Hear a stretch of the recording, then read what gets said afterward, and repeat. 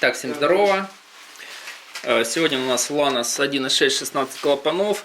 Проблема беспокоит человека уже 2 года. Машина как будто подтраивает. Вот, 2 года проблему найти не могут. Вот сейчас мы эту проблему, я так думаю, что найдем. Так, сразу подключили мотор-тестер к двигателю. Сейчас будем заводить, делать диагностику. Итак, вот так работает двигатель. То есть видно, что его подтолкашивает. Вот так подкручивает. И, кстати, подкручивает его на газу, на бензине одинаково. И что я сейчас слышу, если прислушаться, где-то как бы какой-то регулятор постоянно работает. Скорее всего, регулятор холостого хода постоянно поджуживает. Ну да ладно, то потом, если что, сейчас делаем тест эффективности. Так, первый тест — система зажигания.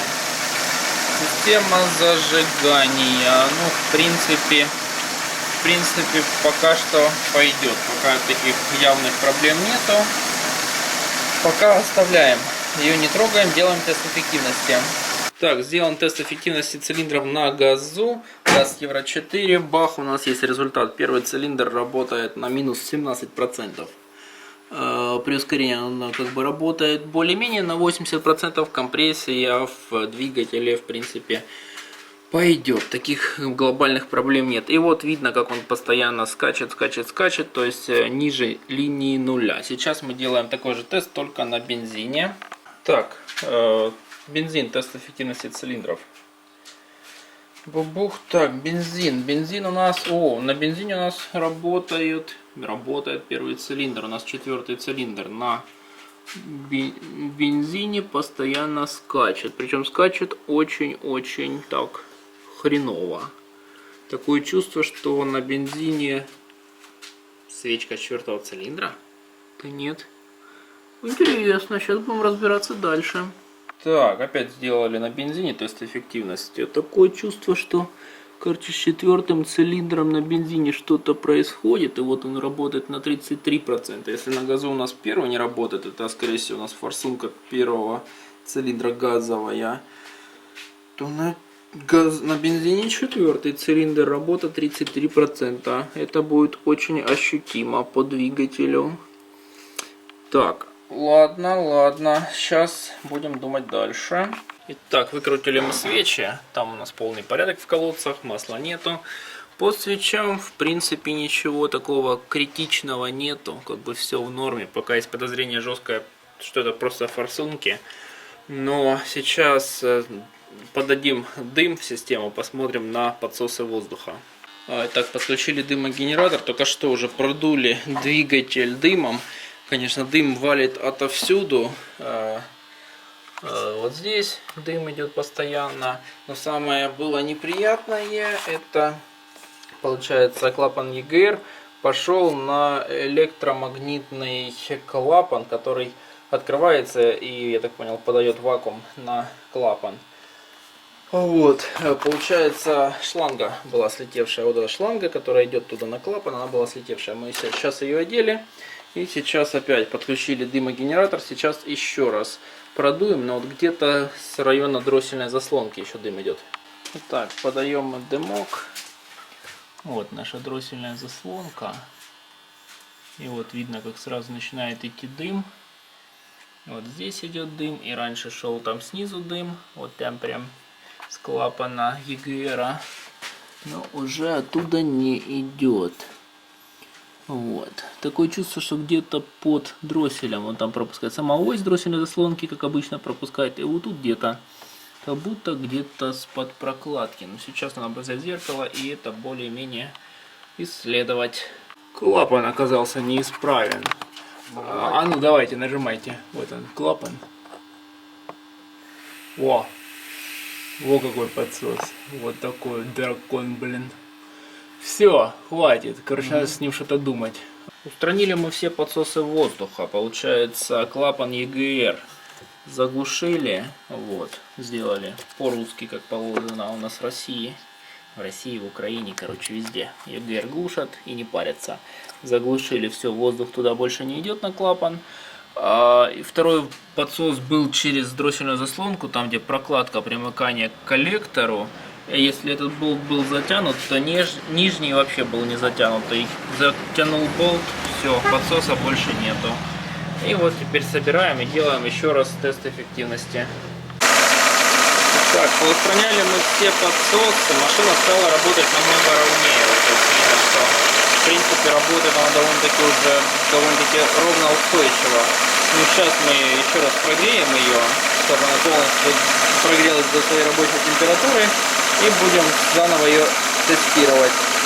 Даже по выхлопу, если раньше у нас были постоянные прострелы в глушитель, то сейчас у нас довольно-таки ровно работает. Так, после устранения подсоса воздуха сделали тест эффективности. Так, третий, второй работают великолепно. Первый, четвертый чуть-чуть похуже. Четвертый хуже всего. Сейчас переключаем на газ и делаем точно такой же тест.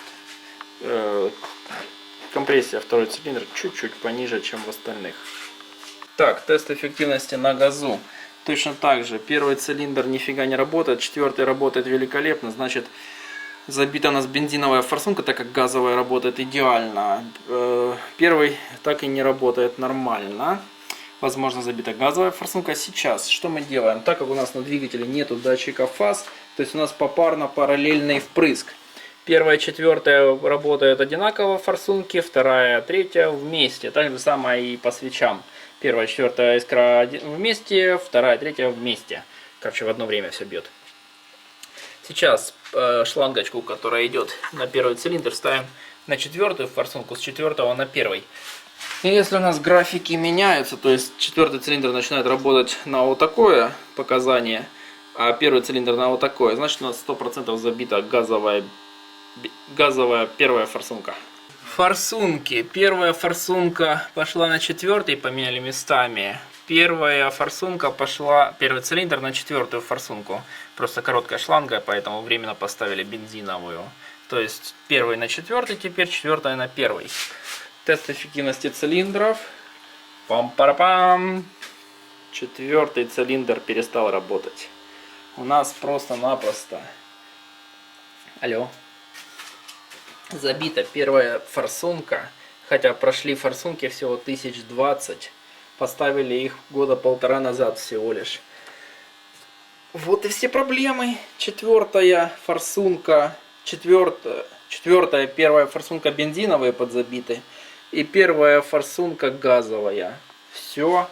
И плюс подсосы воздуха очень сильные, после устранения которых двигатель начал работать намного ровнее. Никаких проблем. Так что вот так, 2 года. А сколько вы примерно проездили? Не, проездили не на форсунках, а по СТОшкам. Сколько были на СТОшках? Разов 6-7 это точно. 6-7? У 6-7 диагностов. Ну вот я тебе говорю, там был, потом на компьютере. Там это где, в Харциске? Ну, в Харциске, на мотодроме, у волосатиков, там по частным лавочкам, Частные лавочки это типа гаражи? Ну типа. Ага. Да, компьютер подсоединяет, говорят, что зашибись. Ну компьютер это к мозгам, правильно? Ну да. Понятно. Короче, 2 года все говорили, что... А, вам еще в мозги лазили, да? Ну это еще перед этим. Он когда проверял, когда еще Евро-2 стояла. А, когда ну, на Евро-2 что, тоже было какие-то проблемы? Ну, то я говорю тоже, то это, то. Ага. Короче, в мозги лазили, но там что-то ничего не нашли. Оттуда куча свечей и куча проводов. А, ну да, тут, кстати, комплект. Третья катушка. А, третья катушка? То есть еще 2 катушки лежат предыдущие? Не, одна была, я же потом поменял клапанную крышку, залил колодца, она бахнулась вовремя. Что ж я и не ставлю плиту, вытащил, посмотрел, сухо-сухо, ты постоянно их я понял, ага, чтобы масло не заливало. А это вроде как поменяли, но она тоже свежая, ей года 3. Это на катушке, да? Не, клапанная крышки. А это тоже год, наверное, год. Сейчас. И тоже, вылетело, 2 цилиндра всего лишь работало. А, это да, это выкило. Покажите свой комплект проводов, свечей. Не, просто не руками, я вас не показываю. Просто сколько всего поменялось. Пытались, говорили, что свечи, провода Катушки, да. и катушки. На. О. Вот сколько проводов за 2 года поменялось. А, это комплект свечей, да? Да. Это все менялось, потому что вот это все это происходило, да? Во, какие запасы у хозяина за 2 года. А это что? Это тоже провода. Ну да. Ни хрена себе, можно продавать, и правда. Это вам мастера говорили их менять? Ну а что, я что сам. Ага. Охренеть. Класс. Ладно, все понятно. Так, ладно, собираемся назад. Так, собрали мы все полностью заново, как было. Опять сделали тест. Опять первая форсунка работает на первом цилиндре. Вот опять у нас минус 7%. Четвертая опять 100%. Все понятно. Так, еще раз сейчас вкрутим датчик давления в цилиндр. Сделаем тест по датчику давления. Чисто ради интереса. Посмотрим, что у нас по двигателю. Там как настроен он. Всякое такое. Ну и все, и будем человека отпускать. Так, сделали тест с датчиком давления в цилиндре. Вот наши показания.